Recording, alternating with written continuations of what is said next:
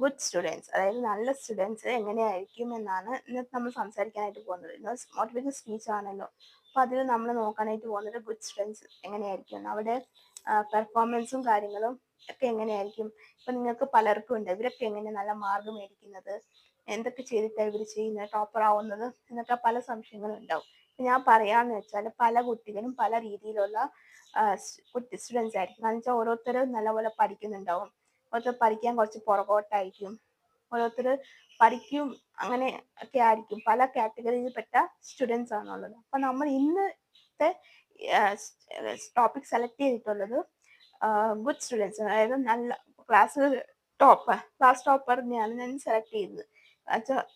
വരും വീഡിയോ കോളിൽ ഞാൻ ഈ പല കാറ്റഗറിയിൽപ്പെട്ട സ്റ്റുഡൻസിനെ പറ്റി ഡിസ്കസ് ചെയ്യാം. അങ്ങനെ ഡിസ്കസ് ചെയ്യാൻ പോകുന്നത് ഗുഡ് സ്റ്റുഡൻസ് ആണ്. ഓക്കെ, അപ്പൊ അതെങ്ങനെയാ ബെസ്റ്റ് സ്റ്റുഡൻസ് ഗുഡ് സ്റ്റുഡൻസ് എന്നൊക്കെ വരുന്നത് എങ്ങനെയാന്ന് വെച്ചാൽ, ഇപ്പൊ നമ്മൾ ടീച്ചർമാരൊക്കെ ക്ലാസ്സുകളിൽ ഇതുപോലെ ക്ലാസ്സുകളൊക്കെ എടുക്കുന്നുണ്ടാവും. സോ അപ്പൊ അവര് കേൾക്കും ക്ലാസ്സുകളൊക്കെ എങ്ങനെയാ എടുക്കുന്നതെന്ന് വെച്ചാൽ അവരത് മനസ്സിലാക്കി ഇട്ടിരിക്കും. വെച്ചാൽ അവര് ഇപ്പൊ സ്റ്റുഡൻസിന്റെ ലക്ഷണം എന്താന്ന് വെച്ചാൽ അവര് ക്ലാസ്സിൽ ഇവിടെ ഇങ്ങനെ ഇരിക്കുവാണെങ്കിലും അവര് ഫുള്ള് ടീച്ചർ എന്തോ ആണോ പറയുന്നത്, എങ്ങനെയാണോ പറയുന്നത് ആ ഒരു രീതിയിൽ അവരെ മൈൻഡ്, അതായത് അവരെ മൈൻഡ് അങ്ങോട്ടേക്ക് കൊണ്ടുപോകും. അവർ വേറെ കാര്യം വരുമ്പോൾ ഡിവോട്ട് ആവാനായിട്ട് അവര് ശ്രമിക്കില്ല. ഫുൾ അവർ ടീച്ചർ പറയുന്ന ഓരോ കാര്യങ്ങളും മൈൻഡിലോട്ട് അപ്പൊ തന്നെ ഫീഡ് ചെയ്ത് വെക്കും. സോ അവർക്ക് ഒന്നും കൂടി പഠിക്കേണ്ട ആവശ്യം വരുന്നില്ല. കാരണം ടീച്ചർ ക്ലാസ്സിൽ തന്നെ പറയുമ്പോൾ അവർ ആ ഒരു ശ്രദ്ധ, അതായത് ക്ലാസ്സിലോട്ട് പഠിക്കുന്ന കാര്യങ്ങളൊക്കെ അവര് മൈൻഡിൽ അപ്പൊ തന്നെ ഫീഡാക്കി വെക്കും. സോ അതുകൊണ്ട് അവർക്കത് വലിയൊരു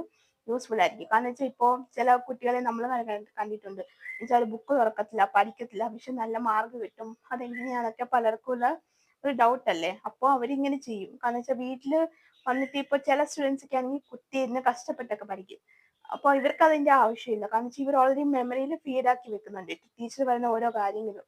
എന്തും ഇപ്പോൾ സോഷ്യൽ ആയിക്കോട്ടെ, സയൻസ് ആയിക്കോട്ടെ, മാത്സ് ആയിക്കോട്ടെ, ഇവൻ ലാംഗ്വേജസ് ആയിക്കോട്ടെ, എല്ലാം എന്ത് പറഞ്ഞാലും ഇപ്പോൾ ലാംഗ്വേജിൽ ഇപ്പോൾ മലയാളത്തിലൊക്കെ എന്തെങ്കിലും സ്റ്റോറീസോ കഥകളൊക്കെ പറയുമ്പോൾ അവർ ആ കഥ മൈൻഡിലോട്ട് ഫീഡാക്കി വെക്കും. അതായത് ബ്രെയിനിലോട്ട് ചെന്ന് അത് സ്റ്റോർ ചെയ്ത് വെക്കും. കാരണം വെച്ചാൽ പിന്നീട് ആ കഥയെ പറ്റിയുള്ള ചോദ്യങ്ങളൊക്കെ വരുമ്പോൾ അവർക്ക് ആ കഥ റീകളക്ട് ചെയ്യാനായിട്ടും പറ്റും. അങ്ങനത്തെ ഉള്ള കേപ്പബിൾ ഉള്ള കുട്ടികളുമുണ്ട്. അപ്പോൾ അവർക്ക് അതുപോലെയാണ് അവർ നല്ല രീതിയിൽ മുൻകൈ ഇത് ഹാർഡ് വർക്ക് എന്ന് വെച്ചാൽ അത്ര ഹാർഡ് വർക്ക് ചെയ്യാൻ അവർ മുന്നോട്ട് ക്ലാസ് ടോപ്പർ ആവുന്നത്. കാരണം വെച്ചാൽ അവർക്ക് അത് ഗ്രാസ്പെറിങ് ഉണ്ട്. എന്തെങ്കിലും കാര്യം കേട്ടാൽ അപ്പൊ തന്നെ മനസ്സിലാക്കി എടുക്കാനുള്ള ഇതുണ്ട്. മൈൻഡ് ഡിവേർട്ട് ആക്കി വെക്കാത്ത രീതിയിൽ അവർക്ക് പറ്റും.